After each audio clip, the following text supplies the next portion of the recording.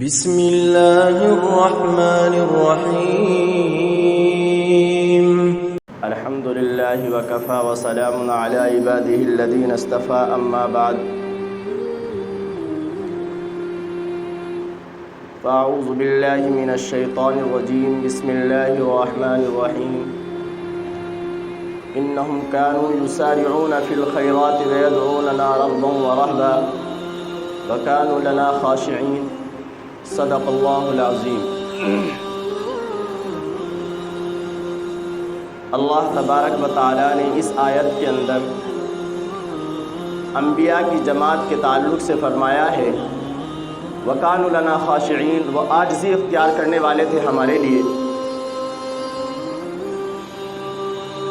انسان کے اندر جب عاجزی آ جاتی ہے تو بندگی آ جاتی ہے، اور جب تک انسان کے اندر عاجزی نہیں آتی تو بندگی نہیں آتی۔ اور عاجزی کہتے ہیں کہ کسی بڑے کے سامنے اپنے آپ کو جھکا دینا، اپنے آپ کو بچھا دینا، اسے عاجزی کہتے ہیں۔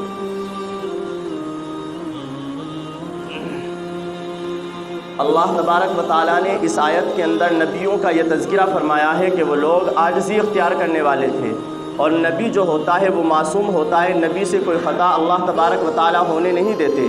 لیکن امتی اس عالم کا نہیں ہوتا اور اس کیفیت کا نہیں ہوتا جس کیفیت کا نبی ہوتا ہے، کیونکہ نبی کو اللہ اپنا نمائندہ بناتا ہے، تو اپنے نمائندے کو پھر اس کو پاک اور صاف کرنے کی ذمہ داری بھی ہے، گناہوں سے بچانے کی ذمہ داری بھی ہے۔ تو اللہ تبارک و تعالی نبی کو اپنا نائب بناتا ہے، اپنا پیغام رسا بناتا ہے، تو اس سے اس کی گناہوں سے حفاظت بھی کرتا ہے۔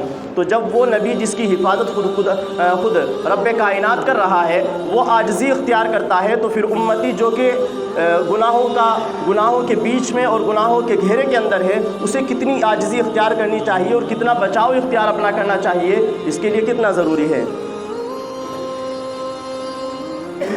اللہ تبارک و تعالی نے قرآن کریم کے اندر مسلمانوں کو اس بات کی ہدایت دی ہے کہ جب تک یہ لوگ اپنا بچاؤ اختیار کرتے رہیں گے اللہ انہیں بچاتا رہے گا۔ جب تک یہ لوگ اپنا بچاؤ اختیار کرتے رہیں گے تو اللہ انہیں بچاتا رہے گا۔ قرآن کریم کہتا ہے وَلَا تُلْقُوا بِأَيْدِيكُمْ إِلَى التَّهْلُكَةِ، کہ اپنے آپ کو ہلاکت میں مت گیرو، اور ہلاکت میں گیرنے اور اس کے بچانے کا مطلب یہ ہوگا کہ انسان کو وہ کام نہیں کرنے ہیں جن سے اللہ نے منع کیا ہے، اور وہ کام کرنے ہیں جن کو اللہ نے کرنے کا حکم دیا ہے۔ بعض وہ کام ہے جس کو قرآن کریم کہتا ہے، بعض وہ کام ہے جس کو احادیث نبی کہتی ہیں۔ اس دور کے اندر ہماری جو تنزلی کا شکار بنا ہے، جہاں ہماری نمازوں کی کوتاہیاں بنی ہیں، جہاں ہماری دوسری اور برائیاں بنی ہیں، جو ہمارے اندر دوسروں کی دیکھا دیکھی یا اپنے کسی ایک خاص عمل کی وجہ سے آ گئی ہے، وہیں پر ایک سب سے بڑا جرم جو ہمارا ہے، پورے علاقے، پورے اس ضلع شاملی اور سہارنپور اس علاقے کا آپ دورہ کرو، اس کے اندر جو سب سے بڑی کمی ہمارے اندر آئی ہے وہ آئی ہے اپنے علماء کے خلاف بولنا۔ حضرت عطا اللہ شاہ بخاری کے پاس ایک آدمی آیا، ایک آدمی کو بستی والے کچھ آدمی آئے، انہوں نے کہا حضرت ہمیں امام چاہیے۔ کون؟ امام مسجد میں نماز پڑھانے کے لیے، اور اس کی صفات یہ ہونی چاہیے، یعنی جو صفات بیان کی۔ نمبر 1، حضرت وہ متقی ہو، خوبصورت ہو، قرآن کریم اچھا پڑھتا ہو، اس کی تقریر کرنے کا انداز خوبصورت ہو، اس کا لب و لہجہ خوبصورت ہو، اس کی آواز دلکش ہو، سریلی ہو، بہت اچھے لگنے والی ہو، بیڑی نہ پیتا ہو، سگریٹ نہ پیتا ہو۔ بہت ساری ایسی وجوہات گنائی جو امتی میں نہیں ہوتی بلکہ نبی کی صفات ہوتی ہیں۔ بھئی گناہ نہ کرتا ہو یہ تو نبی کی صفت ہے نا، تو امتی تو کبھی بیڑی پیے گا، کبھی چھوڑ دے گا، کبھی گناہ ہوگا، کبھی توبہ کرے گا، یہ ساری چیزیں امتی کے ساتھ تو چلیں گی۔ اگر امتی گناہ کرنا چھوڑ دے تو فرشتوں کی صفت سے مشابہت آتی ہے اس کی۔ تو عطا اللہ شاہ بخاری کے پاس جو امامت کی درخواست لے کر کے آئے تھے کہ امام دے دیجئے، تو حضرت نے فرمایا یہ بتاؤ بھائی نبی لینے آئے ہو یا امام لینے آئے ہو؟ نبی تو میں دیتا نہیں ہوں اور امام اس صفت کا ہوتا نہیں ہے۔ نبی میں بناتا نہیں ہوں، میرے پاس نبی کی فیکٹری نہیں ہے، اور امام اس صفت کا ہوتا نہیں ہے۔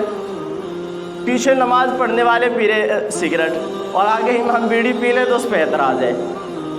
بھئی جیسے تم ہو ویسے تمہارا رہبر ملے نا، اعمالکم امالکم، تمہارے سے ہمارے عمل ہوتے جائیں گے ویسے ہی ہمیں رہبر ملتے جائیں گے۔ اور تنزلی کا شکار ہے، دنیا تنزلی کی طرف جا رہی ہے۔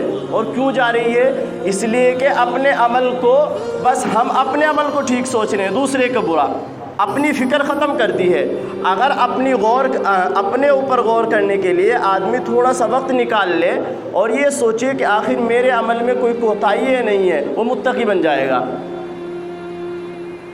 رات کو لیٹے اور سویرے صبح صادق کے اندر جب سے اس نے آنکھ کھولی تھی اور رات کو لیٹنے تک وہ اپنے عمل پہ غور کرے کہ اس نے کون سا عمل ایسا کیا ہے جو اس کو اللہ کا نافرمان بناتا ہے، اور کون سا عمل ایسا کیا ہے جو اس کا اللہ کا فرما بردار بناتا ہے، وہ خود متقی بن جائے گا۔